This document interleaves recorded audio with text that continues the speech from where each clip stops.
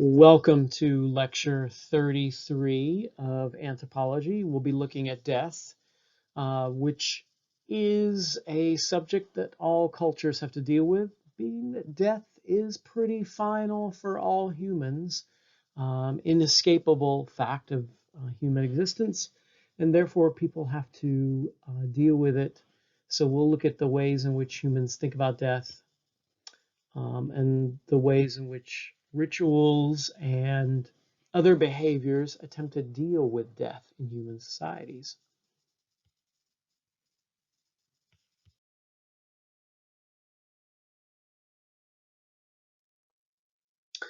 We can start by taking a look at the words for death, because death is something that humans had to come up with, at least conceptually, what it meant at a very early stage in human existence.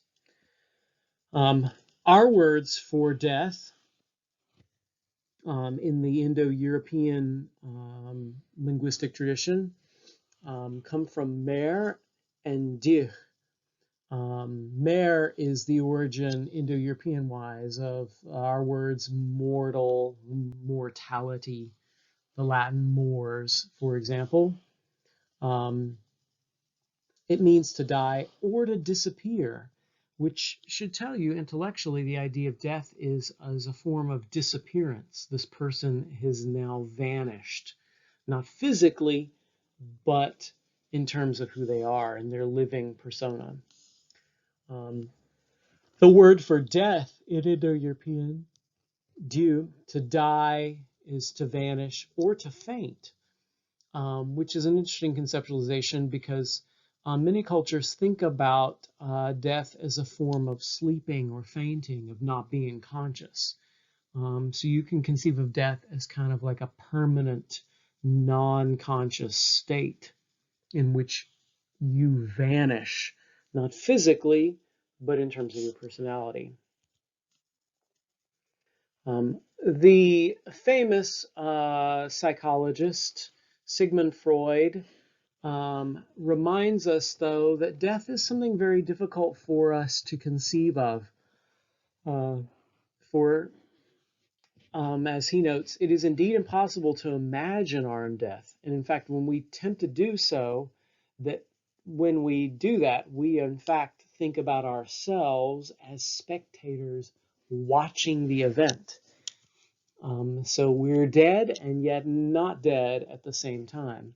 We have no way to conceptualize what it is on the other side of death. So when we cross through the veil from life into death, mentally, we have no way of actually conceiving of that, at least on a scientific or rational basis.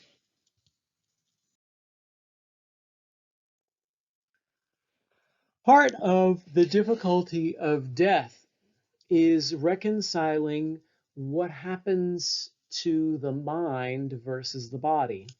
And this is a very long-standing problem in philosophy and psychology, the mind-body problem. That is, are the mind and the body one? Are they separate? When someone dies, the body doesn't vanish, but their living existence does, their mind does. So is the body just this container? Does the death of the body and the destruction of the body mean the end of someone's identity? Or does the identity, the soul, continue on? And this is a very old problem in human history, which we've attempted to tackle philosophically as well as religiously. Exactly what happens to us when this no longer works? In many ways, another way to think about the issue is to think about the fact that death isn't about the dead, but about the living. As I'm fond of saying, when I'm dead, I won't care because I'll be dead. So in fact, death is very much about those of us left behind coming to terms with and dealing with the death itself. And that is done through a lot of different rituals, legal processes, regulations, so on and so forth. You can think of death as a rite of passage. Um, it's a unique rite of passage because most rite of passages are about us transitioning from one state to another while we're still alive, like puberty, for example, moving from childhood to adulthood. But death is moving from one state to another in which I don't know what's on the other side of that state of not living anymore.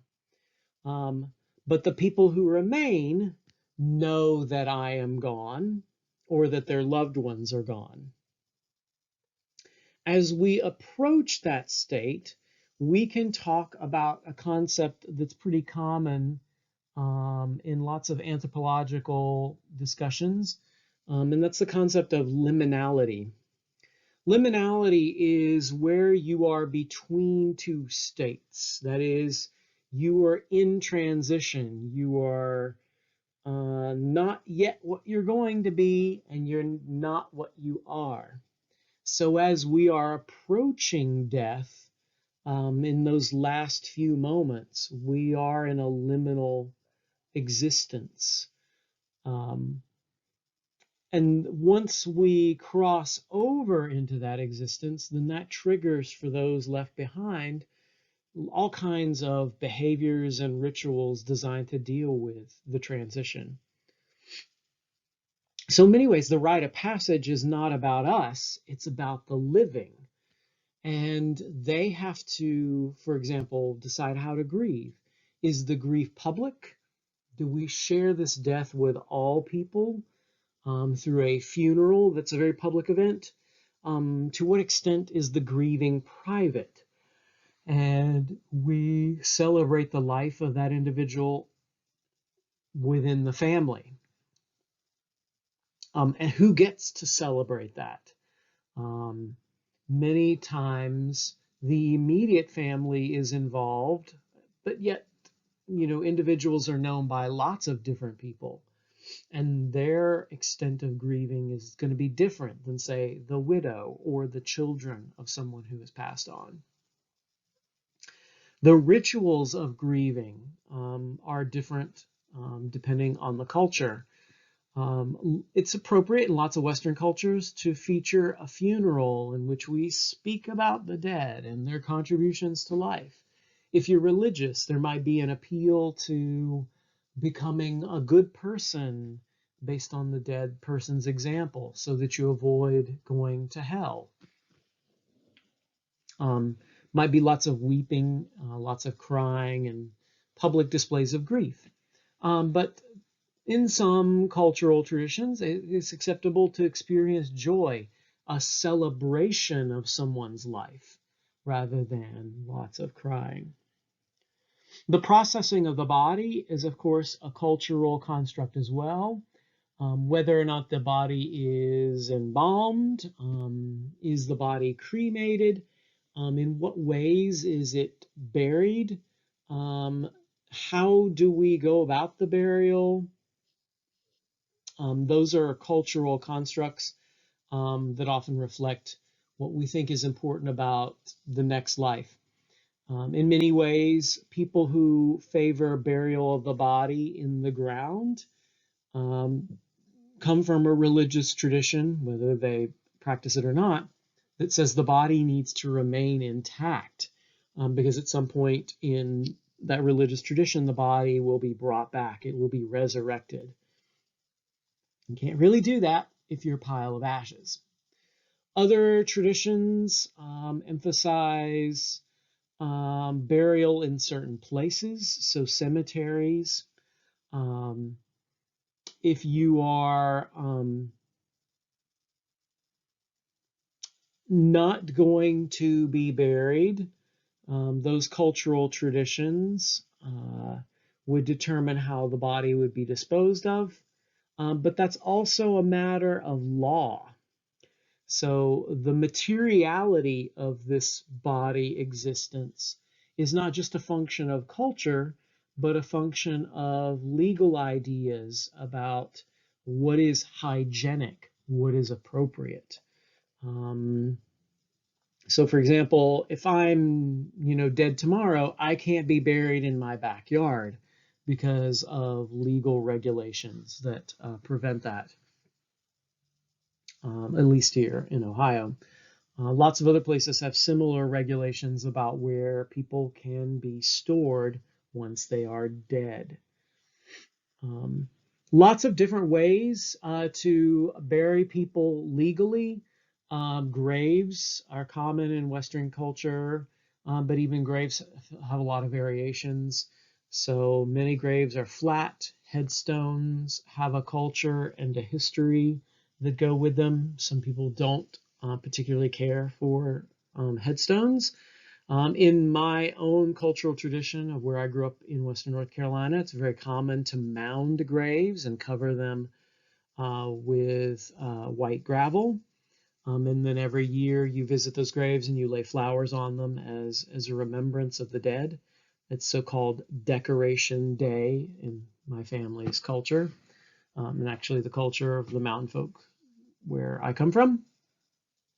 But some people aren't born in or aren't buried in those graves.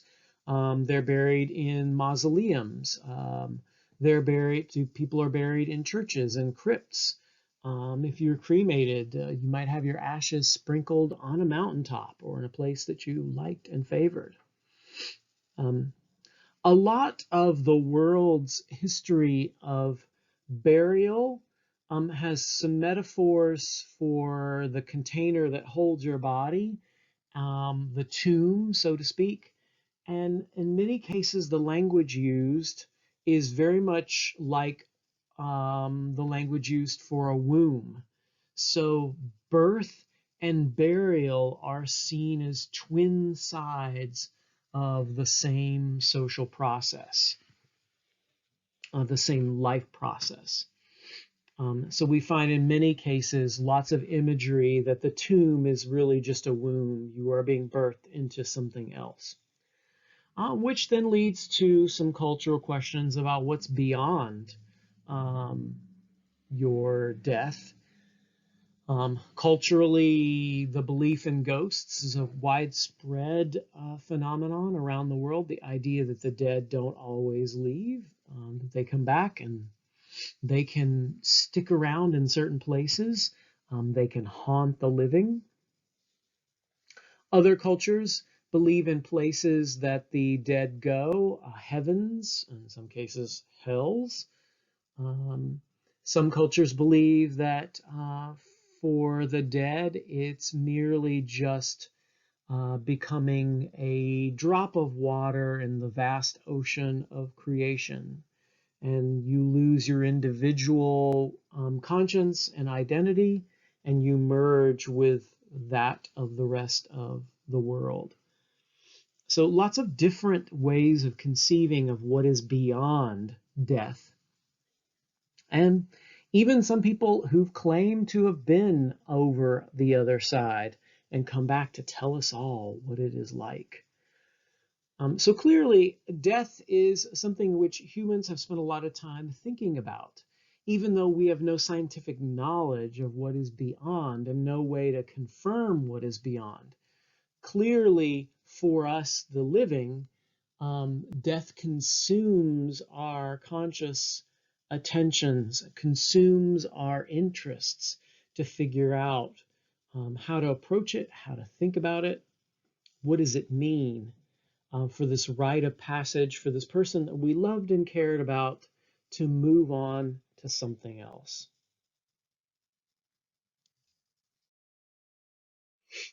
Liminality is a well-known concept in anthropology, not just applied to death, but many other discussions. You can talk about liminal in terms of rites of passage. I'm a child, and then I slowly am in a space where I'm not a child, but I'm not yet an adult. So that's liminality. Um, we can talk about liminal spaces of people's existence where You are in between things, in between identities. Um, Philosophers in the 20th century actually like to focus on humans as people in the process of becoming, though not exactly what they're becoming, rather than people being. So liminality is not just an anthropological concept, it can also be a philosophical concept. Am I a thing that exists, or am I always in the process of becoming a thing from one moment to the next? These transitions of death became a little bit more complex in the 19th and 20th century with the advent of medical science, causing us, and psychological science, causing us to think about human existence in different ways, namely biologically speaking. Pre-modern societies didn't have a biological means for understanding this. People died, and that was just it. But we have a lot more biological means of defining death and understanding death, which has led to a lot more debates about what is that space between life and death, and what should be the human understanding of that and our power within that space. A great example is euthanasia, in which people decide that their own existence should come to an end. If there is a right to life, shouldn't there be a corresponding right to death? For all of us, we didn't get asked to be brought into this world. We were brought into our own existence against our own will. Someone created us and we didn't get asked. So the question philosophers and lots of biomedical ethicists ask is, do we have a right then to decide how to die, and on what terms can we make that decision? Medical doctors talk about death as a biomedical fact. For example, the idea of brain death is widely and routinely discussed for people who are in persistent vegetative states in hospitals, who might be living mechanically via a respirator, but for whom the brain stem back here in this lower part of the brain into the spinal cord shows no activity at all. And since we know the brainstem, the medulla oblongata, is necessary for controlling breathing and the heart beating, when it no longer works, is that person no longer in existence?